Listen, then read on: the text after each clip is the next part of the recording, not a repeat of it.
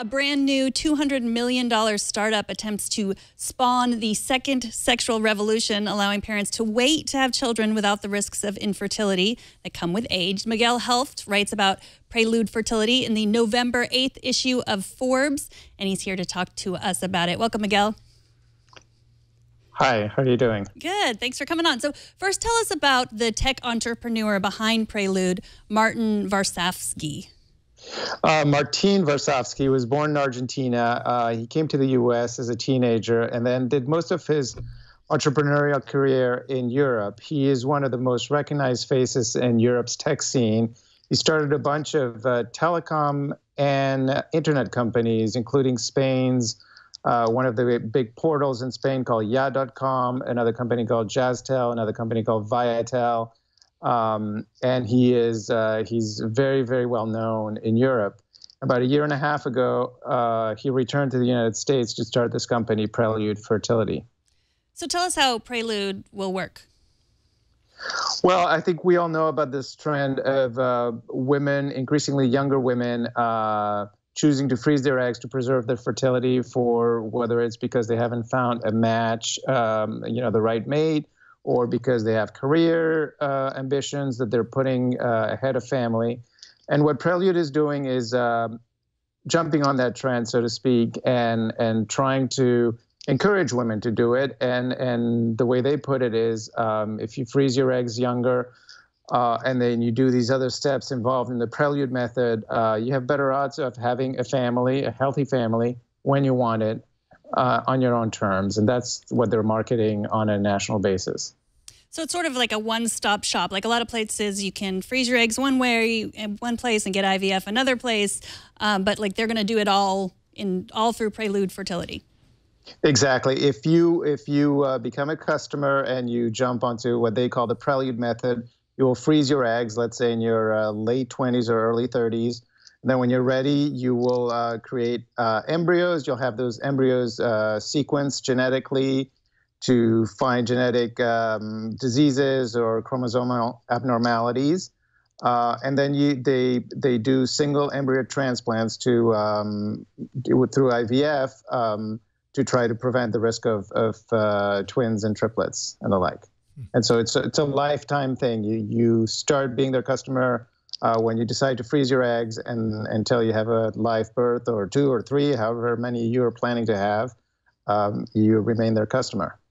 So you wrote this piece on Forbes.com. It'll be a cover story in Forbes. This is kind of the first that many people are hearing about Prelude. And he started, like you said, he started all these different tech companies. How does starting this fertility company, how is that different from the other companies that he's started? Well, obviously, it's a very different from a tech company, and there's not a lot of tech involved in it beyond sort of the what's already available in the medical community in terms of egg freezing, egg extraction, IVF, and all that. I think it has some commonalities with businesses in terms of scaling it and marketing it. They've hired Allison Johnson, who was the top marketing executive at Apple, who helped to launch the iPhone and the iPod, to do the marketing for them. And so that's how they're going about it. The main difference with the tech company is the way a tech company is formed is that instead of going to venture capital, they went to private equity and decide to buy into the industry. So they raised $200 million and they spent a few tens of millions buying a leading fertility clinic in the Southeast in Atlanta, and the largest egg freezing bank in the country, also in Atlanta. And I think they plan to roll out to other, either through partnerships or further acquisitions, to other fertility clinics around the country. And Miguel, in your article, you mentioned that the ideal age for this process is 31 to 33 years old, which is a pretty limited, like very small group to focus on. How does that affect kind of the business potential of Prelude? So that ideal age was based on a study, an academic study that looked at when you get the most bang for your buck, so to speak. That doesn't mean that if you do it younger, actually the younger you extract your eggs, the data shows the more likely those eggs are to convert into healthy embryos or viable embryos and eventually healthy babies. So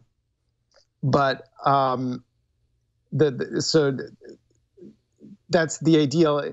The way the study came up with that ideal age was based on the notion that if you freeze your eggs much younger than that, you'll get great eggs, but you're less likely to need those eggs because you're likely to find your mate or whatever decisions you're making about motherhood are going to get resolved naturally without having to go basically retrieve those eggs. So they're selling this as an insurance policy, so to speak, for women to try to preserve their fertility rather than what happens today. Often women get to their late 30s.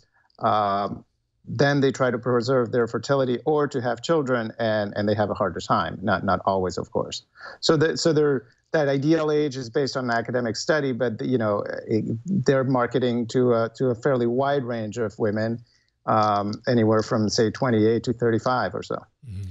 So, we talk a lot about women in technology here. I think this is probably the case for women in any kind of business. We're sort of also told that the ideal age to really be, climbing the corporate ladder is 31 to 33. But, does this sort of, that's not necessarily true. We have long lifespans.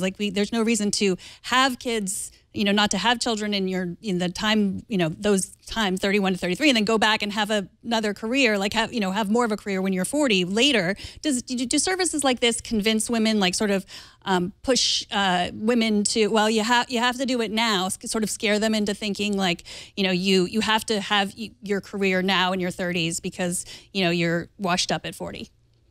So I don't want to speak for the company, and I'm the last person to sort of tell you when a woman should pursue career or family. But I think their philosophy is they're bringing choice to this. Women already have a tremendous amount of pressure. And the women I spoke to who have chosen to freeze their eggs, not through Prelude, which didn't exist, but who have done it recently, in general have talked about feeling liberated, feeling empowered by having the choice. And they talk about pressures, and the pressures are both, if you're a professional woman in your 30s, there's a tremendous amount of pressure to pursue your career, and there's a tremendous amount of pressure to find a mate and settle down and have children. And then both of those coincide. And I think what Prelude wants to do, of course, it's a very personal and individual decision for any woman, but what they want to do is give women choice. And, it's interesting because a couple of years ago, Apple and Facebook were the first companies who started to offer this as a benefit. And some people said, oh, well, this is going to pressure women at those companies to stay on the career track and freeze their eggs instead. And you could see it one way or the other. The fact is, I think the pressure is there. It's hard to do everything at the same time. And this potentially provides an option for women who want to take up that option to layer things, so to speak. Mm-hmm. After writing this profile and looking into this company, do you think that people will trust this startup? I'm thinking of all my photos are on Flickr, and what are going to happen to them? Mm-hmm. Will women decide they're going to put their eggs in this startup that, is brand new? Well, that remains to be seen. Obviously, we'll see what kind of marketing they come up. You spoke about fear. They very much talk about education, not fear. They talk about working with OBGYNs so the doctors have the conversations with women about how they're thinking about their paternity, how many kids they want to have and when. And, trust is something a business usually earns over time, not that's predetermined. But the fact is they have acquired an egg freezing bank that's the largest in the nation. It accounts, I think, for 40% of the donor eggs. So from a sort of operating procedure, I think they're pretty, they should be reliable. Well, Miguel, thank you so much for joining us. Miguel Helft is the San Francisco bureau chief for Forbes. You can read this story in the magazine that comes out November 8th or read it online at Forbes.com right now. Thanks so much, Miguel. Thanks for having me. Thank you, Miguel.